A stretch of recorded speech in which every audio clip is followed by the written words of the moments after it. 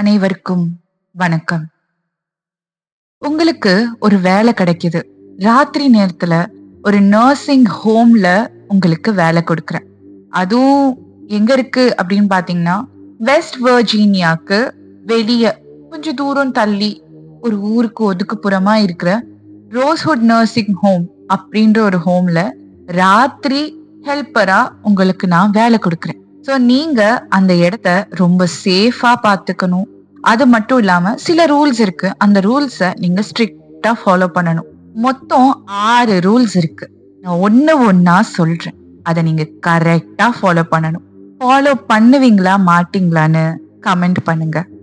Rule number 1, எக்ஸாக்ட்டா 10:30க்கு நீங்க ஹோம்ல ஒரு இடம் விடாம ரவுண்ட்ஸ் போகணும். நீங்க ரவுண்ட்ஸ் போகும்போது ஒருவேளை யாராவது முழிச்சிருந்தாலோ இல்ல முழிச்சிட்டு யாருக்கிட்டயாவது பேசிட்டு இருந்தாலோ அவங்க பேசுறதுக்கு பதில் சொல்றதுக்கு எதிரில யாருமே இல்லைனாலோ நீங்க கண்டுக்காம நடந்து போய்கிட்டே இருக்கணும். ரூல் நம்பர் 2, ஒருவேளை ஏதாவது வீல் சேர் தானாவே ஹால்லயோ இல்ல நடந்து போற வழியிலயோ உருண்டு போயிட்டு இருந்ததுன்னா அத கண்டுக்காதீங்க. கண்டுக்காதீங்க. உங்க வேலைய பார்த்துட்டு போயிட்டே இருங்க. அதை ஸ்டாப் பண்ணணும்னு நினைக்க கூடாது. ரூல் நம்பர் 3, எக்ஸாக்டா 11:15க்கு ரூம் நம்பர் 302, அதாவது 302ல இருக்கிற பேஷண்ட்டுக்கு மாத்திரை கொடுக்க வேண்டிய டைம். நீங்க அப்போ மாத்திரை எடுத்து டேபிள் மேல வச்சுட்டு ஒரு கிளாஸ்ல தண்ணி ஊத்தி திரும்பி பார்க்காம வந்துடணும். ஒருவேளை அவங்க பெட்ல இல்லைன்னா அவங்க எங்கன்னு தயவு செஞ்சு தேடாதீங்க. மெயினா ஒரு விஷயம், மேல சீலிங்ல பாத்திராதீங்க.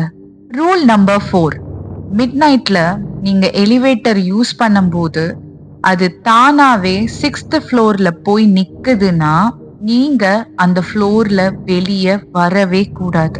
லிஃப்ட விட்டு வெளியே வரவே கூடாது. அந்த ஃப்ளோர்ல போய் என்ன இருக்குன்னு பார்க்கவே கூடாது.